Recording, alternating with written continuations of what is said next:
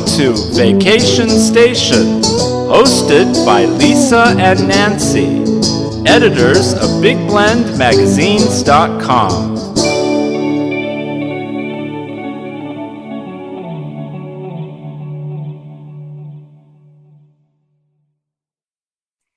Hey everybody, welcome to Big Blend Radio's Vacation Station Travel Show with Nancy and Lisa. Today, we're super excited to welcome back Linda Kissam. You know she's the food, wine, and shopping diva, and she is back from her big summer boating adventure in Alaska.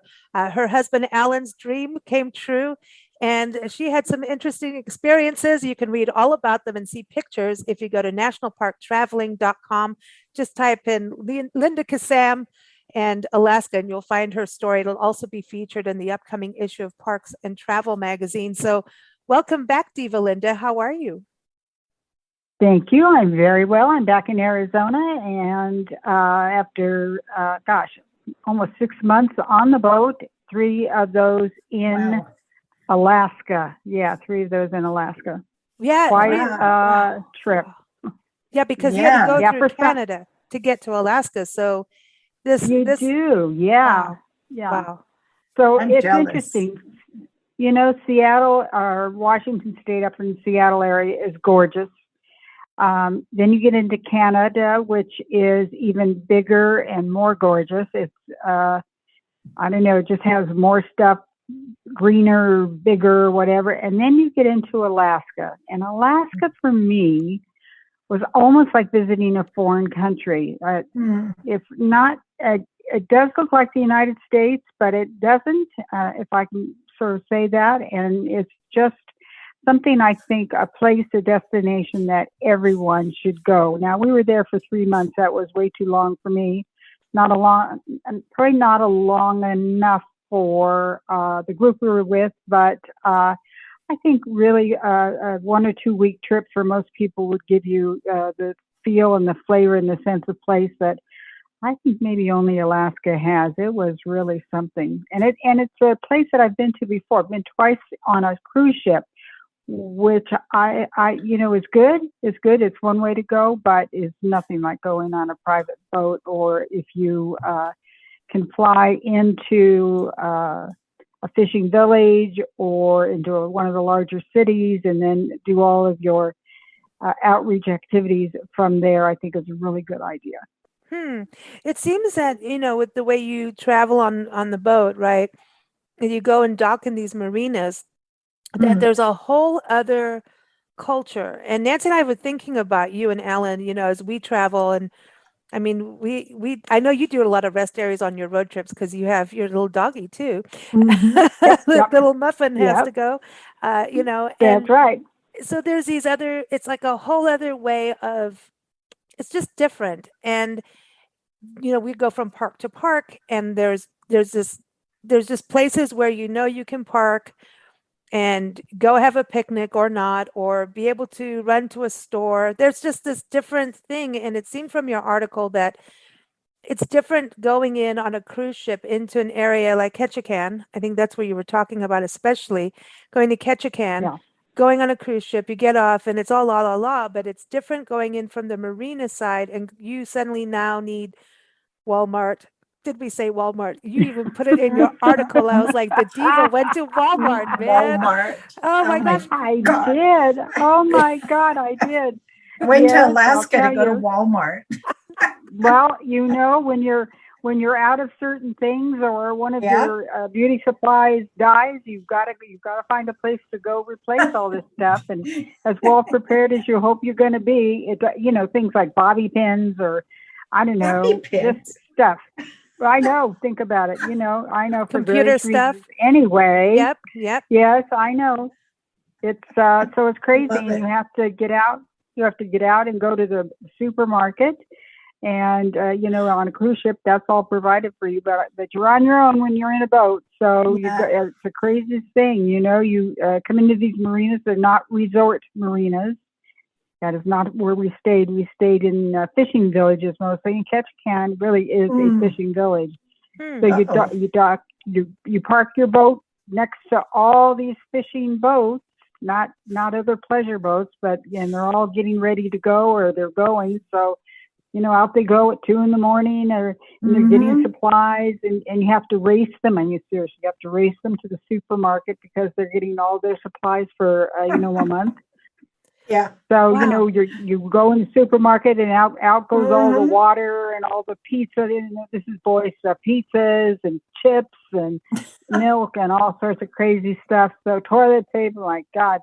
So it's quite an interesting, very interesting. So Ketchikan, although it's a tourist destination, there's a whole different section, where people live and where the emergency room is and where I got my COVID test to go back. You have to have a COVID test to go back into Canada. Wow. And yeah. But it's so much fun. It's so much fun to meet all these people who have all these fishing boats. Some of them are huge, absolutely huge suckers, and others are just little pleasure crafts that people are, sort of suited up to be fishing boats. So, eagles fly everywhere. I was not expecting to see eagles, but they fly. They're just there. They're in the marina. They're flying over you all the time. Cool. It's just, there's other, awesome. Things in the water that come and see you. So Ketchikan really is an interesting place. But once you get out of where the cruise ships are, it's just very different. And as you said, we stopped in many places for overnight, just for overnight for various reasons. And one of the places we stopped was called Heidelberg. I want to go there. That was interesting. I really want to go there. That's my town. That's my thing. You would love it. That for me was the most pleasurable because we go. There's only spots for, let's say, 50, maybe less, fishing boats, and these are fishing boats for the Haida Indians. And not for us, but they let us park, which was really sweet, and more, I think is the right word. And we're not even there 5 seconds, and down comes somebody down the ramp, and generally it's harbor master asking you what you're doing and how long you want to stay, and giving you a price to stay and where the water is and all that kind of stuff. But this was a chief, and the chief, Sadat, I'm not pronouncing it right, but I'm going to pronounce it Sadat because it's got all sorts of characters in it. But he comes down and he greets us. It's the chief, and he tells us about the town, tells us about himself, tells us about the cultural center, takes us on a tour. We weren't quite sure whether he was for real or whether he just sort of, this was just something he did. Was he a crazy guy? Was he, I mean, but if you look him up on the internet, which we all did very quickly, he's got threads up the ass. He is just amazing. And he's so sweet. And in the end, after the walk and so forth that he took us on, he came and sang us a canoe song. And I have I think one of the videos I sent you is him singing his canoe song. I mean, where are you going to get that? Who else is going to do that? This is interesting, because now you're getting the Native American cultural experience, and the fact that they're open and welcome to that is really something special and treasured. And I love the part talking about the totems, that they're, making sure that this something stays out there. And, I think back to a conversation we had with you a couple years ago when you went to Santa Fe and went to Bandelier National Monument, where Nancy and I went too. But separate trip, but you actually went to the different pueblos and got to experience the culture firsthand, and had, amazing tour guides, again, opening up to their culture, where you'd think after what white men have done to Native Americans since we got here, they may just say, no, leave us alone. But I think these are special moments when we can have unification and understanding. And so you've got, you went from the desert, the high desert of the mainland, to Alaska, to a completely different experience. Yet I think it's beautiful that you were able to have that experience, and that they meet you right on the dock by your boat. I mean, that's some craziness. That's so cool. That's cool. I mean, who would do that? I mean, really. I mean, it's really crazy, and it was most memorable for me. I don't think I'll ever forget it.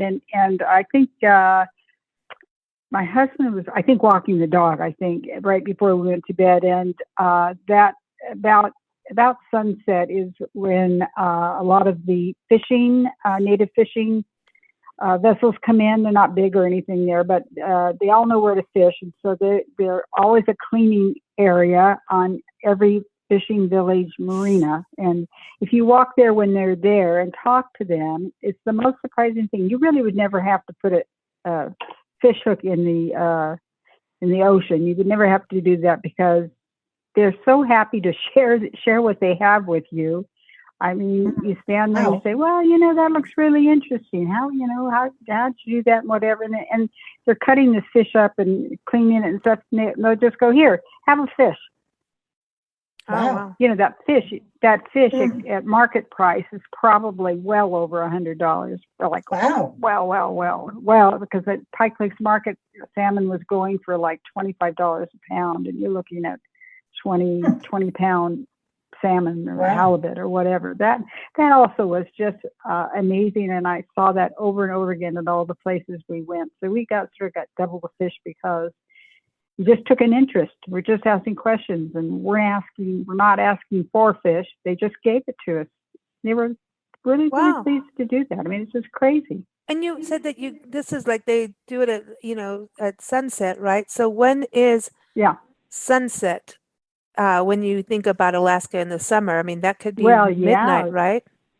You finally get some relief about 8:30 to 10:30, right? And it just depends on what part of Alaska you're in. But yeah, it's late. It's very, very late. You get used to it. It just feels like 4 o'clock in the afternoon extends all the way to like 8:30, 10:30 at night. It's very strange. Gosh. It's a cocktail hour, so it's not bad, but it's just a big at first you're going just does this ever end? Luckily we had blackout curtains in our stateroom, but I don't know. It's just one of those interesting things that happen and that you can appreciate. And Seattle has really late sunsets in the summer too. But as I said, Alaska is bigger and better, and it's just there's just more of everything. You look at all the land where there's no one, water, trees, land. There's just no one there. It's just huge. This place is, oh my gosh. Wow. All the coves and all the whales and all the otters. And oh my gosh, the dolphins. otters. I so want to play with otters. I know. Yeah, I know. How does it And they're feel? not so afraid of people. cute. They're Aren't not? they? They are. Wow. What's it like being in, like, you go on the Alaskan cruise, right? And people are always whale watching, and I'm so Alaska's my dream place, right? Yeah. And I haven't been there. It's my thing, and I still want to do the ferry over for some reason. And actually, Sherry Wyatt from Whidbey and Camano Islands was on the show the other day, having to explain to us how the whole ferry system works, because Nancy and I have almost found ourselves on ferries in places because GPS suddenly is like, now you're getting on a ferry in Galveston and you didn't expect to, and you're like, what? Or in North Carolina, we almost ended up on a ferry going somewhere, and you can't turn around. We're like, oh my God, what happens? So it was really We're good. going on it. Yeah. I know, but it's an adventure. I know. You just think, you look at a map and go, oh, we're just going down that road. Oh, well, the road is actually a ferry line when it has Well, dots. what about It means the a ferry. the ferry in Kenya, where as they tell you to get out of your car and they will drive the car forward for you, and you see the cars in front of you, 3 of them drive right off the ferry to the water. That's in the 70s, everybody. Yeah, I'm sure it's not like that now, but it's like maybe not so much. Maybe no, But this is interesting to me. There's the ferryway, and then there's the cruise, or you can actually drive that really long road into Alaska. But you guys are taking a personal boat, right? It's a yacht, right? Yes. Isn't it? It's a yacht. Yes. Now, what happens in regards to the whale watching thing? Because I think of watch people go out on their kayak. Like, I would feel like I'm on a kayak versus, when you're not on a cruise ship looking at the whale, that would kind of feel like I'm on the kayak with the whale next to me. Do you get nervous that the whale could come up and say hello a little too close? So the whale, I like it. that's a very perceptive comment. So often, well, every night you would be you're either in a marina, which we didn't do a lot, or you're in a bay, a cove, something. And in the bays and the coves is where some of the salmon or other fish sort of pool, and they like the warmer waters and stuff. So you could be in a bay, and the whales just come in there, and they're eating all the fish and stuff that they like around your boat. The boat doesn't seem to bother them. There's all sorts of rules about not getting too close to them, but if you're moored, there's nothing you can do about it. So we had this really interesting thing happen. So we knew that there were 2 to 3 whales eating around our boats in the cove, and the guys decided they were all but 2 of us decided they were going to go fish. So they got in their other fishing boats and away they went. So just the 2 gals were there, myself and the other one, and she was on her boat, I was on mine. And this whale kept getting closer and closer around us, kept circling us. And I'm not, this is my first time here. It's not hers. And I said to her, will the whale come up next to us? And when I got to the word us, the whale came up, reached, I think, with the whole water spout thing, the whole 9 yards. Awesome. It rocked the boat, and it sprayed us, but it was a wonderful, wonderful experience. Who knew that they would come? So this isn't huge. I mean, the whale was big, but it wasn't, Moby Dick time. And I don't know if that was a hello or that was a get out or what it was. High. I think it's high. Yeah, it might be high. It's kind of like a cat. You know how a cat comes up and rubs on you when they decide, hey, hello, I'm checking you out, marking my territory on you. I mean, it's, at least it's not a dog that can cock a leg, But, then it's just like, hi, and then you get baptized and you now belong to the whale. Yes. Now the whale, I guess so. Oh, but that is so magic. Them driving. What an experience. It is. And you would be driving from point A to point B, and they would just be all over, mostly on the shorelines, as I said, because there's something about the what they eat, that they get the flora and the fauna and the fishies over there closer to the edge. And you just see they're usually in 2s to 4s, and they're just spouting away and eating, and then they rest, and then they start it up again. So it's a magical thing. And then the otters are very interesting because they just want to hug them. They're not afraid of people. Your boat can get very close to a whole pod of them. I think the term is a rain of them, and you just look at them, and they just go about their business, and I love it. Sometimes they're out in the middle of the straightaway, and there's nothing you can do. I mean, there they are. You got to go sort of around them because they're really not going to move. And very interesting, just seeing all the wildlife. The wildlife to me is like the biggest part, and I also think Alaska has really fascinating history, But going back to the wildlife, Nancy and I did a house sit in Satellite Beach, Florida, and I was up really early in the morning. And for some reason, the dog finally was quiet. Say for once. And, no, I'm up early, you know me, but I'm up and, it was quiet. And I had this quiet moment to myself. They are on a canal.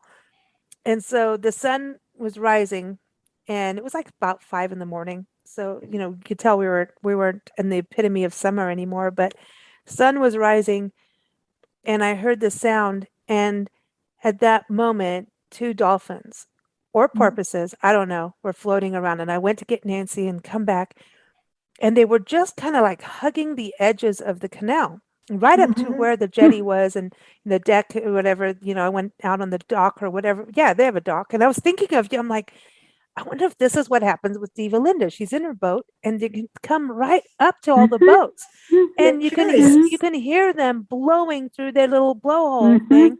And they were just breathing, and it was just me and them and some birds and stuff. But there was just this moment of zen, and I was like, "This is the best thing ever."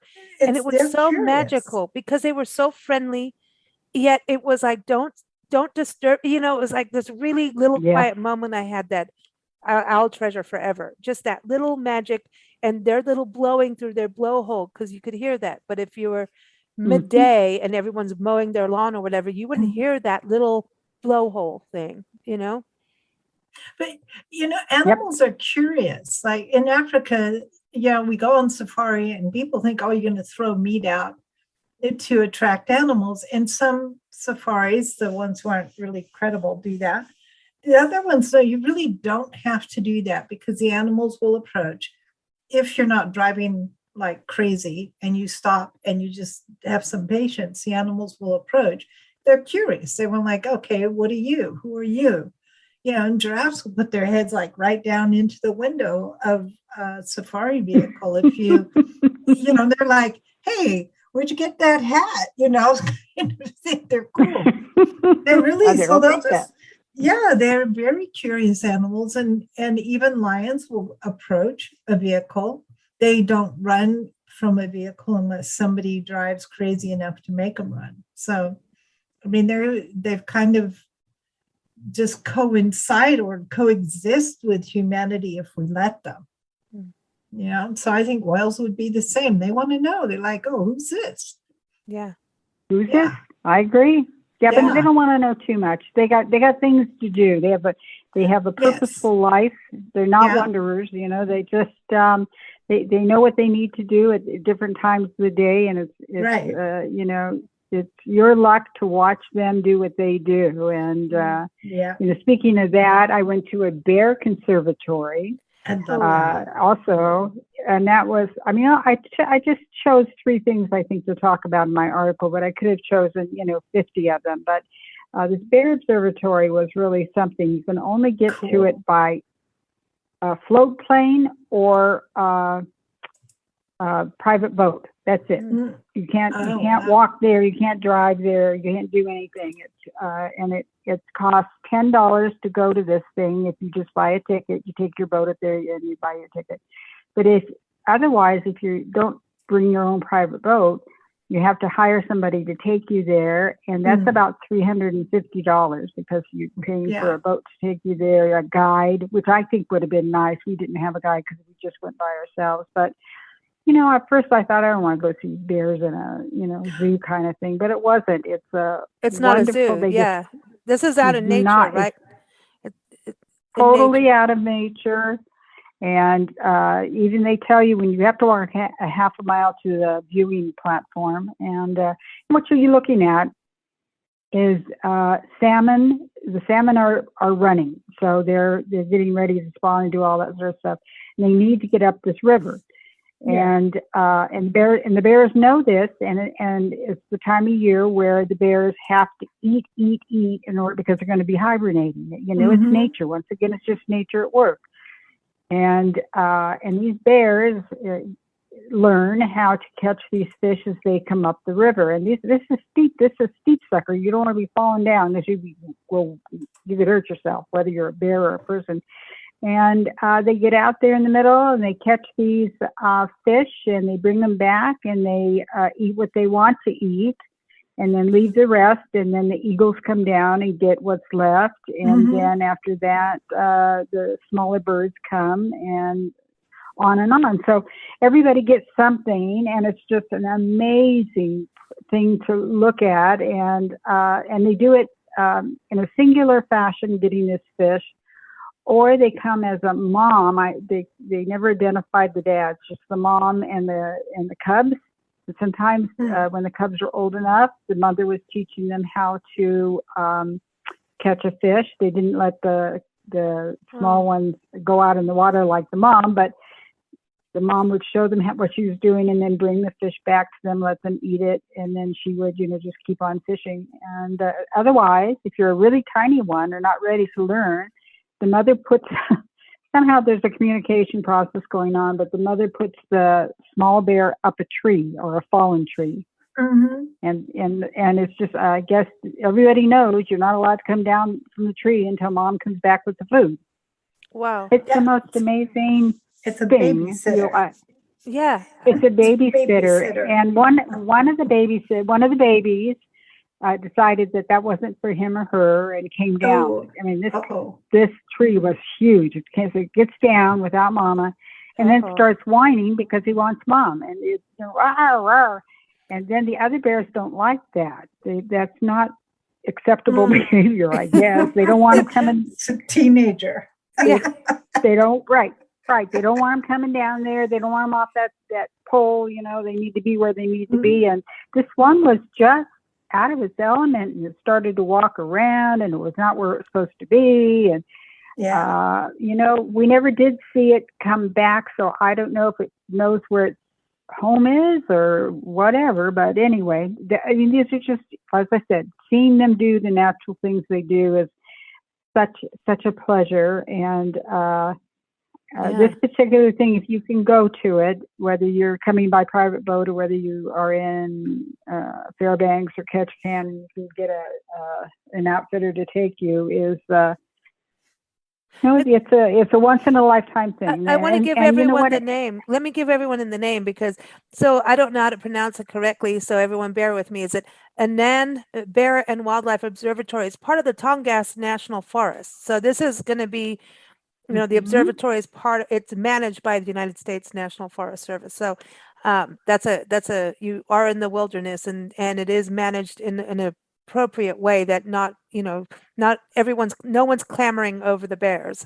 So they do put the bears up front and in regards to conservation, but I don't know if it's Anan or Anan, but it's ANAN, Bear and Wildlife Observatory. Anan. Pronounced Anan. Yeah.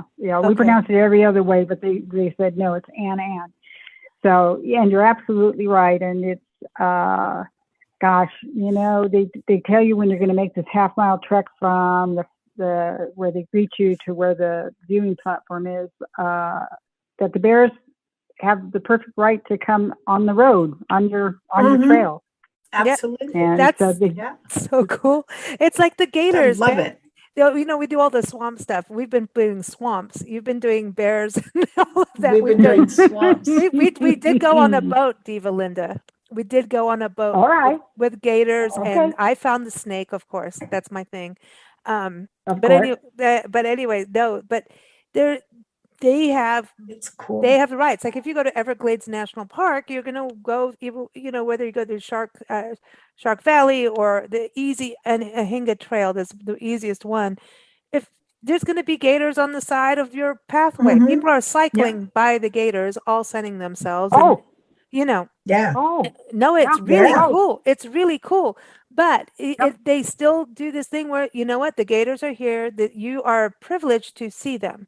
And we are going to limit the amount of people that see them. And that's what I love about your article. You let us all know the observatory, when you can go to the blind to actually film, you're not allowed to be there longer than 30 minutes. So the next person gets it. But it also means that, not 20,000 people, like it's the same thing as whales in the water, right? There's laws, like we've gone whale watching in San Diego and stuff like that. There's laws about not clamoring around the whales and how close the boat how can close get, you can get and stuff like that.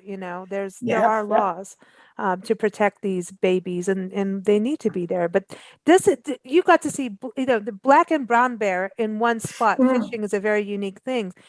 To see them fishing and eat. I mean, I know you've been to Africa, and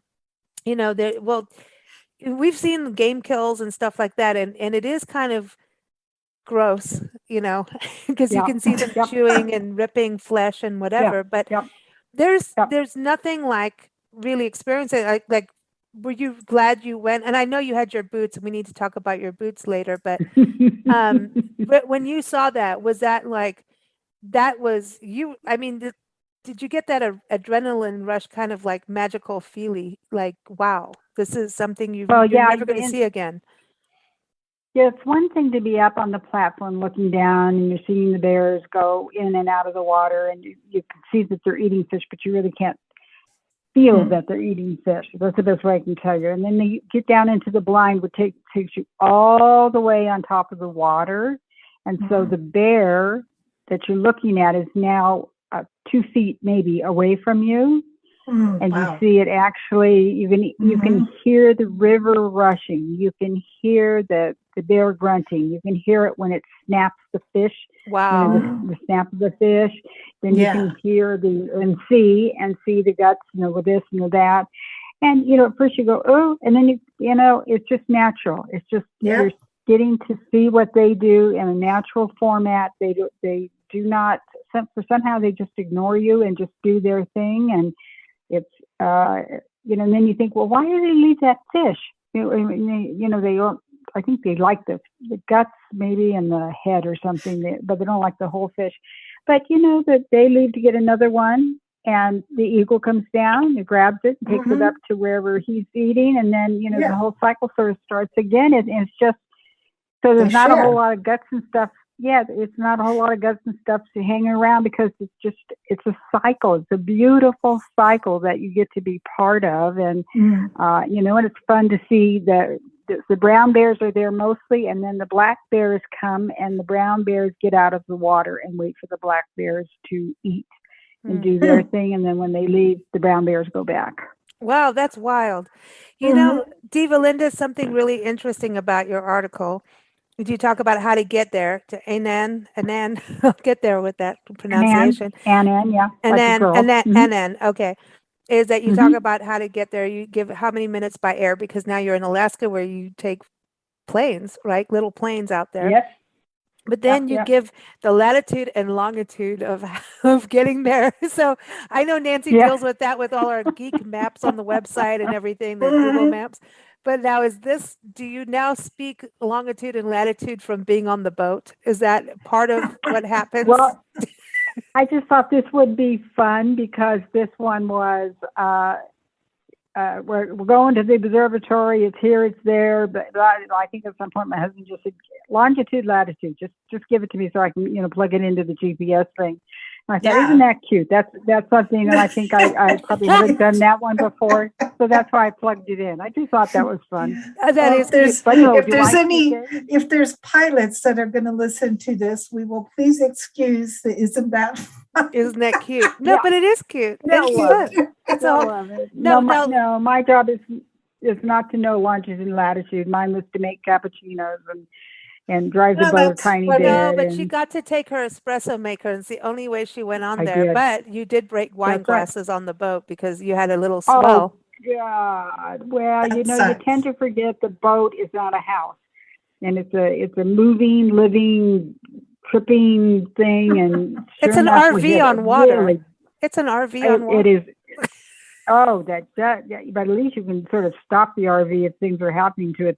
When you're out in the middle of this crap, you gotta, you're in there until you can get out. Is all I can tell you. And we hear, a big wave that jumped us from the top to the bottom. So it's like riding a big wave from top to bottom. And when you hit that bottom, everything in the boat jolts up. Wow. So, that was the dog food went flying, a 10-pound bag, maybe 20-pound bag of dog food went everywhere. Try getting that out.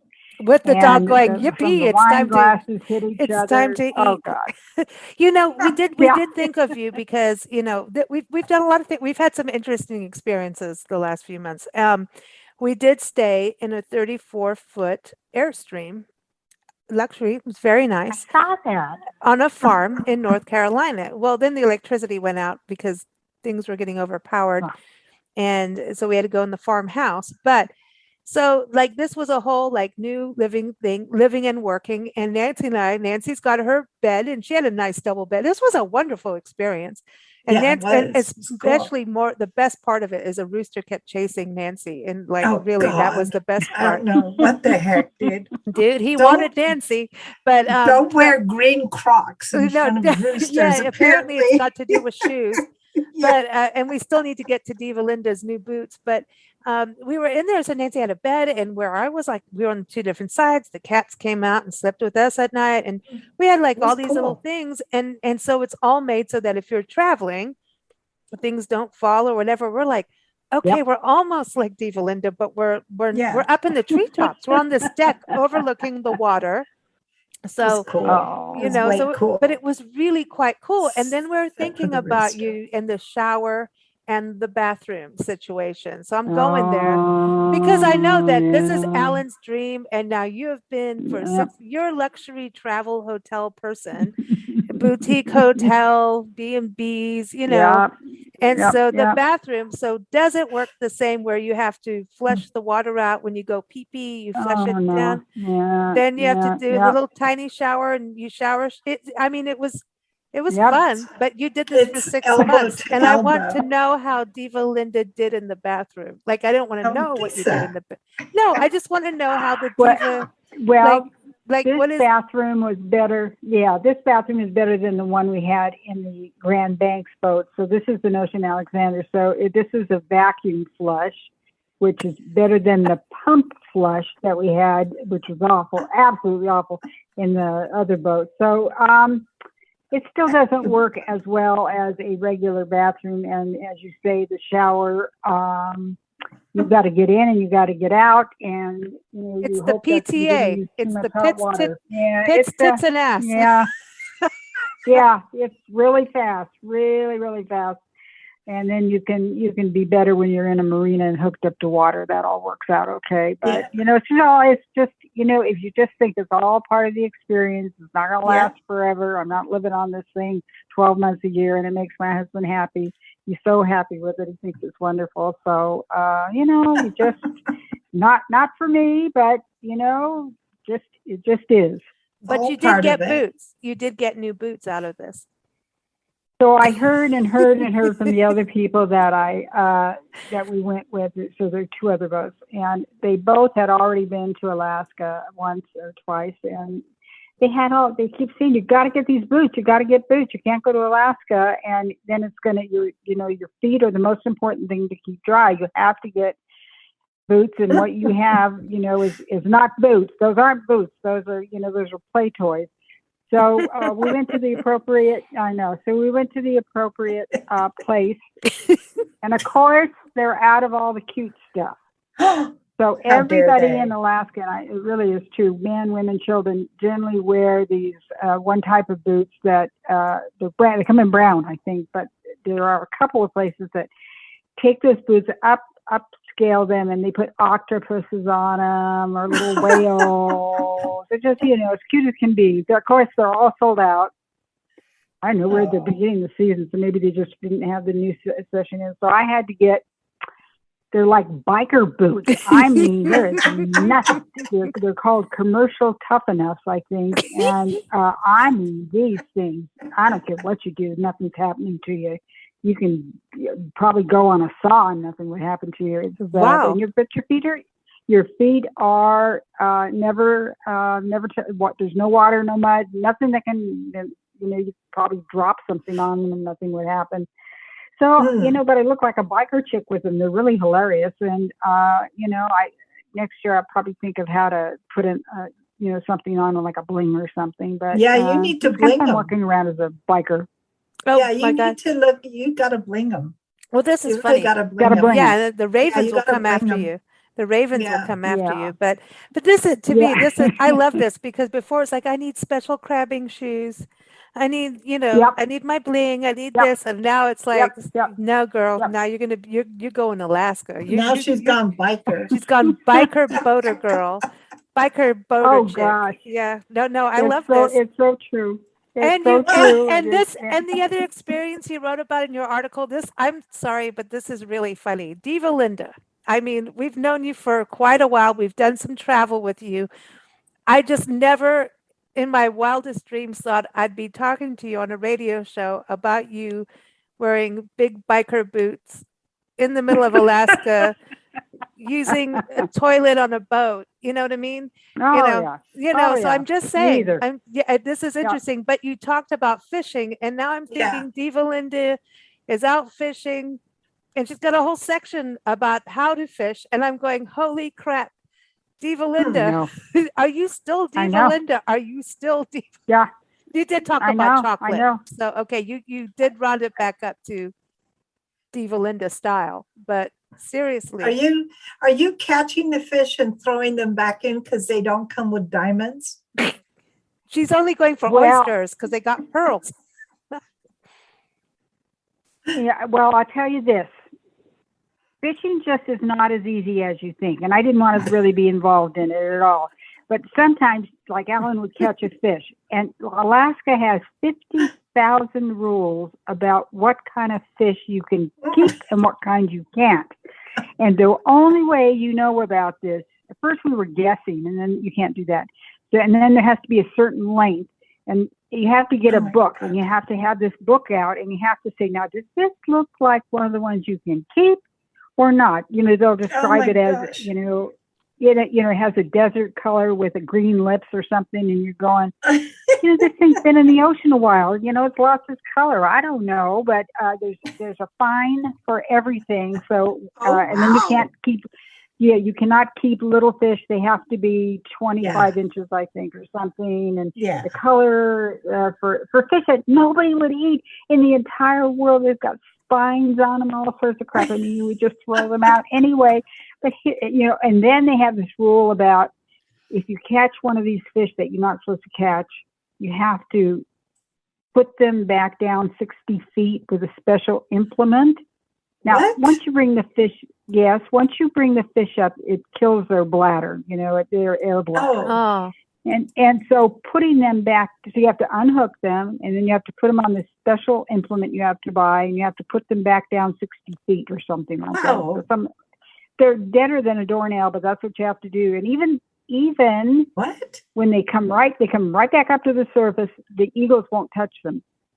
Ooh, how weird. So I just cannot. I just think I don't understand. Having experienced this, that somebody in Alaska sat in a room and made up these rules, and they were not fishermen.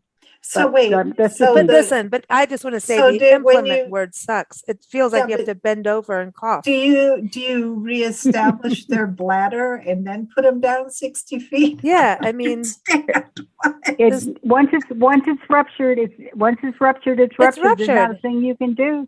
It's ruptured. I mean, you brought them up. You didn't mean to, but that's there. And I think they must be snack mongers, because they just, anything you put down there, they bite. And, you know, you spend half your fishing time with these fish that shouldn't be caught and need to go back down. It's just crazy. Wow. Crazy. Even if they're dead, they have to go back down. Even if they're dead, you have to go back down. You go down. What the heck? That makes no sense.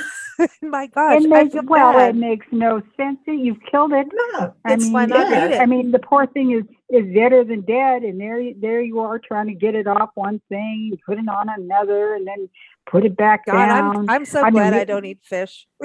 Really. I mean, geez. I mean, but you said in the article that you really should have a guide, so that you know. Well, yeah, I think so. I'm telling you what. Just really, for the first time or two that you go out, you need somebody to show you how to use your equipment efficiently. You can buy anything, and you can buy all these things, and then you have to make a decision about all these lures and.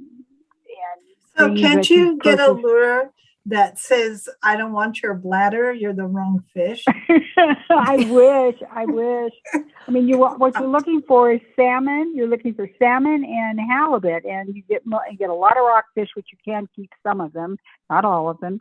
And I don't know. It's just, I think you need a professional that shows you where the fishing spots are, so you're you don't get the wrong one. Time. That's good. That's so wow.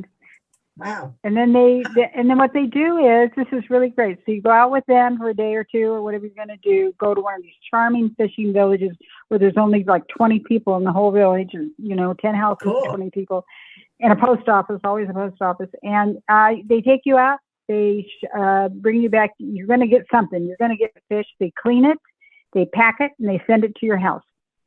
Oh, cool. They put it in their warehouse.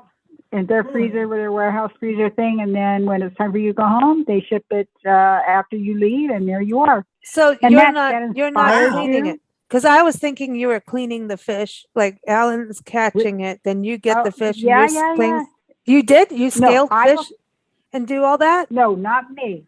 Alan did. What I will do is I will clean shrimp, because that's fun, but that's it. Nothing else. But wait a minute, wait. Let's go back on the shrimp. Do you have to pull that Yeah. little poopy thing out? Don't you? Lisa, The vein. You have to dehead them, and then you have to get their vein, and then they're done.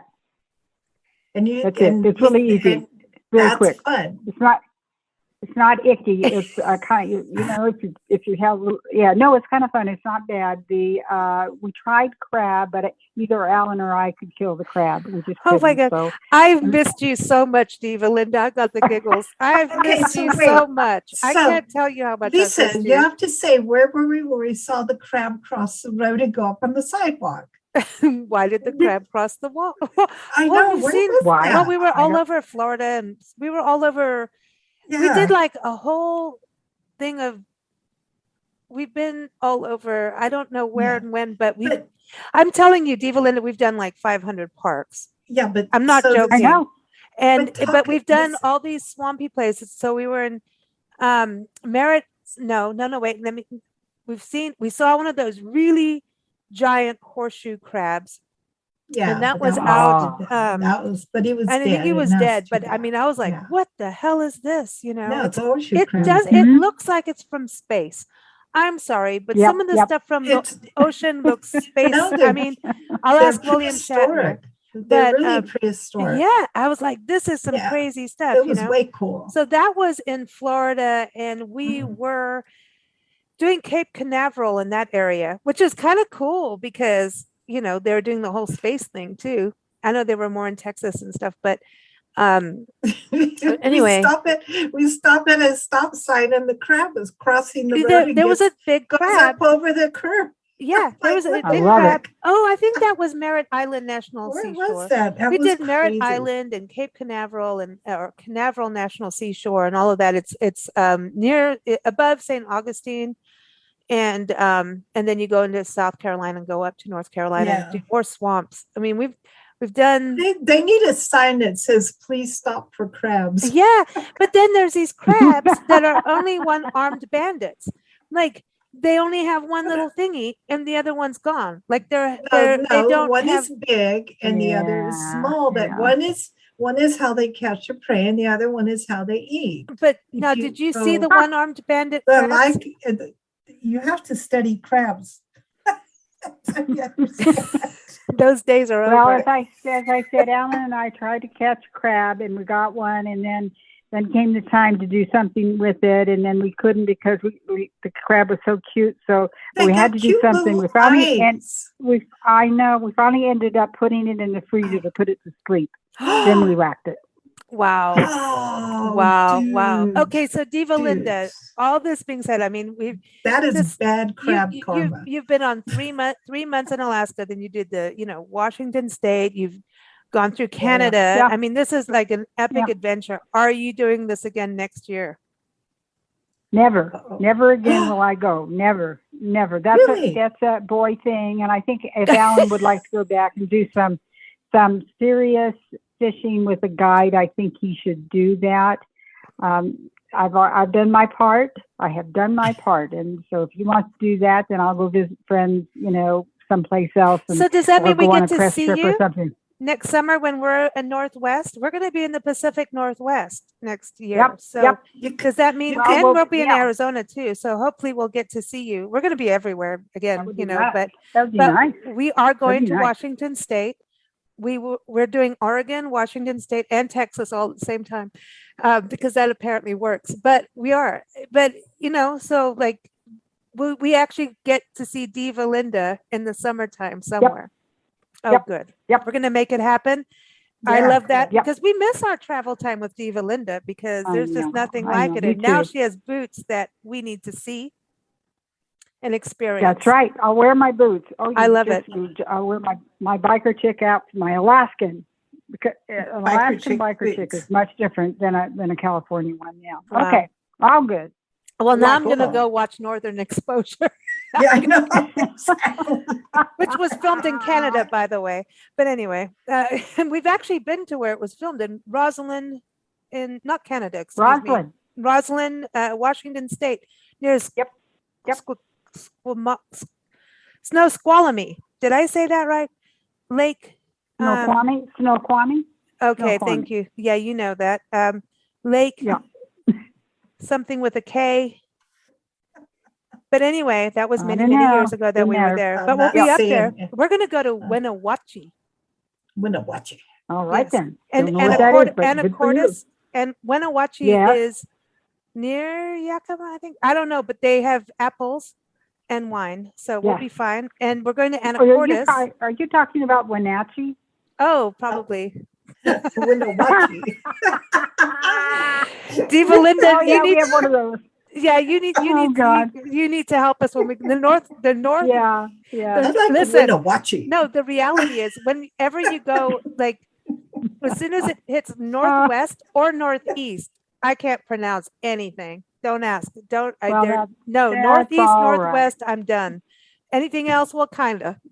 But anyway, Diva Linda, so good as always to have you on the show. We've missed you, and we got lots to do. We got lots of things coming up, and I know you've got lots of things coming up. So we're going to hear from you more. Everyone, keep Yep. up with Diva Linda and her boots at allingoodtaste.info.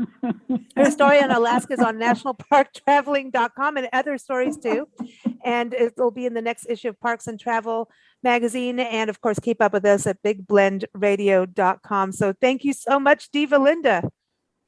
Thank you, guys. Now go Love polish you. those boots. We love you too. I'll do it. I'll do it. Winnewaukee. Bye bye.